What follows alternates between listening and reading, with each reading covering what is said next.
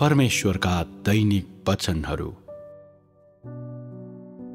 परमेश्वर पृथ्वीमा मानिसको बीचमा आफ्नो काम गर्न, आफैलाई मानिस कहाँ व्यक्तिगत रूपले प्रकट गर्न र मानिसलाई उहाँलाई हेर्ने मौका दिन आउनुभयो।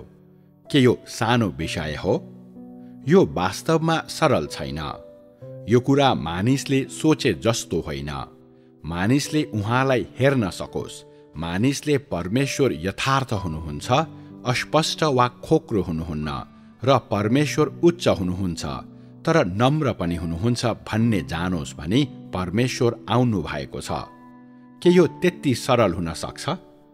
शैतानले मानिसको शरीरलाई भ्रष्ट पारेको छ र परमेश्वरले मुक्ति दिने अभिप्राय राख्नु भएको मानिस नै हो परमेश्वरले।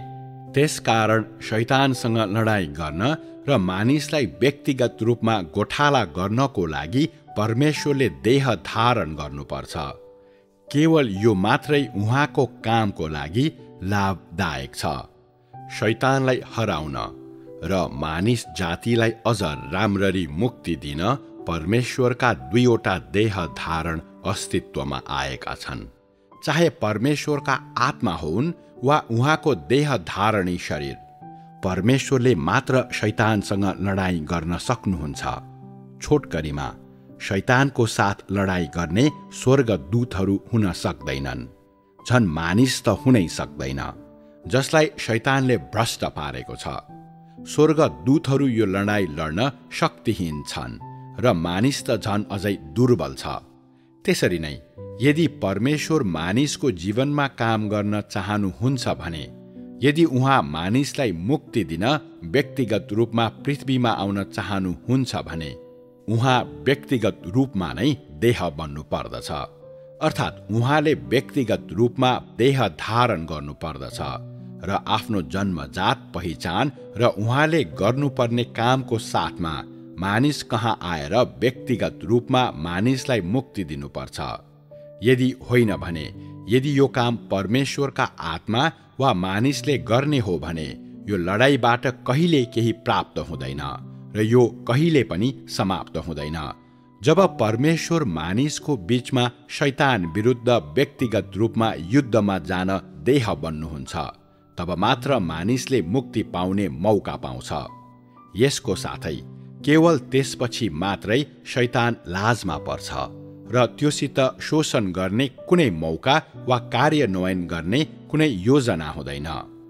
देहधारी परमेश्वरले गर्नुहुने काम उहाँका आत्माले हासिल गर्न सक्नुहुन्न र यो मासुले बनेको कुनै पनि मानिसले परमेश्वरको तर्फबाट गर्नु अझ असम्भव हुने थियो, किनकि उहाँले गर्नुहुने काम मानिसको जीवनका लागि र मानिसको भ्रष्ट स्वभाव परिवर्तन गर्नका लागि हो। यदि मानिसले यस लडाईँमा भाग लिनु परेको भए, ऊ केवल लथालिङ्ग अवस्थामा भाग्ने थियो र आफ्नो भ्रष्ट स्वभाव परिवर्तन गर्न असक्षम हुने थियो। ऊ मानिसलाई क्रुसबाट बचाउन वा सबै विद्रोही मानव जातिलाई जित्न असक्षम हुने थियो, तर केवल थोरै पुरानो काम मात्र गर्न सक्ने थियो, जुन सिद्धान्तहरू भन्दा पर जान सक्दैन वा शैतानलाई पराजित गर्नुसित सम्बन्धित नरहेको कार्य मात्रै गर्न सक्ने थियो।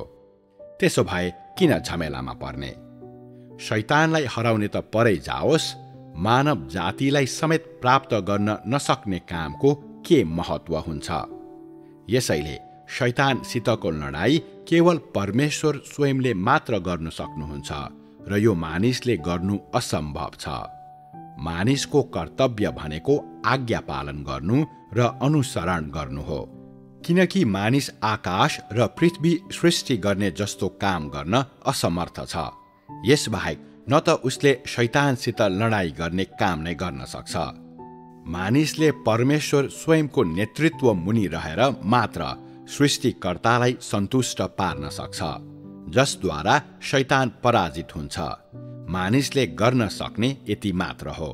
तसर्थ हरेकचोटि नयाँ लडाईँ सुरु हुँदा यो काम परमेश्वर स्वयंले व्यक्तिगत रूपमा गर्नुहुन्छ, जसद्वारा उहाँले सम्पूर्ण युगको नेतृत्व गर्नुहुन्छ र सम्पूर्ण मानव जातिका लागि नयाँ बाटो खोलिदिनुहुन्छ।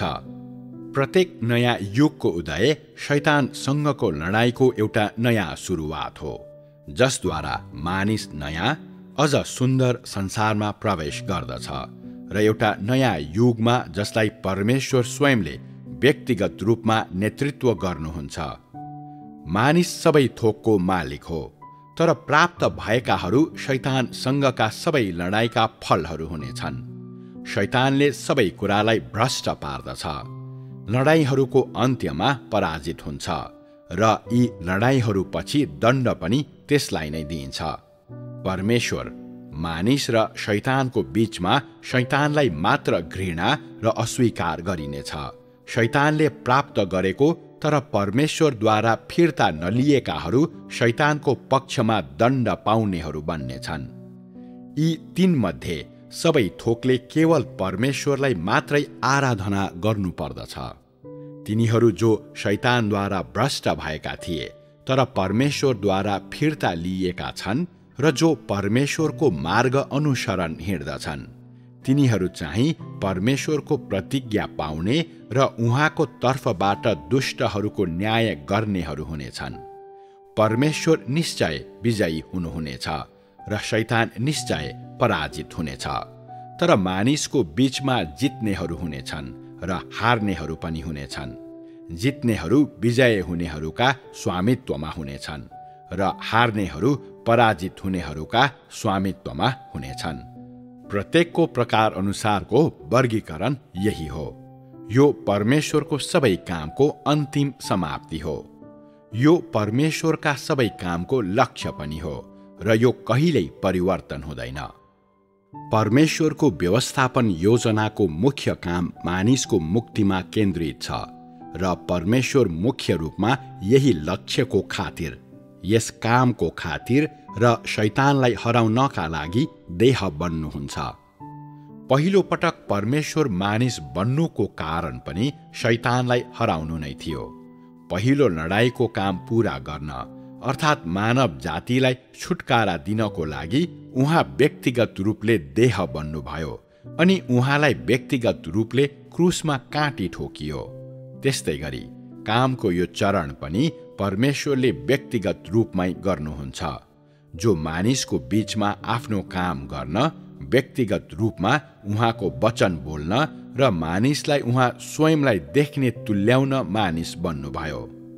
अवश्य नै यस क्रममा उहाँले अनिवार्य रूपमा अन्य कामहरू पनि गर्नुहुन्छ, तर उहाँले व्यक्तिगत रूपमा आफ्नो काम गर्नुको मुख्य कारण शैतानलाई पराजित गर्नु, सम्पूर्ण मानव जातिलाई जित्नु र यी मानिसहरूलाई प्राप्त गर्नु नै हो। यसैले परमेश्वरको देह धारणको काम साँच्चै सजिलो छैन। यदि परमेश्वरको उद्देश्य मानिसलाई उहाँ नम्र र गुप्त हुनुहुन्छ अनि वास्तविक हुनुहुन्छ भनी देखाउनु मात्रै थियो भने, यदि यो काम गर्नका लागि मात्र थियो भने उहाँ देह बन्नुको कुनै आवश्यक हुँदैन थियो।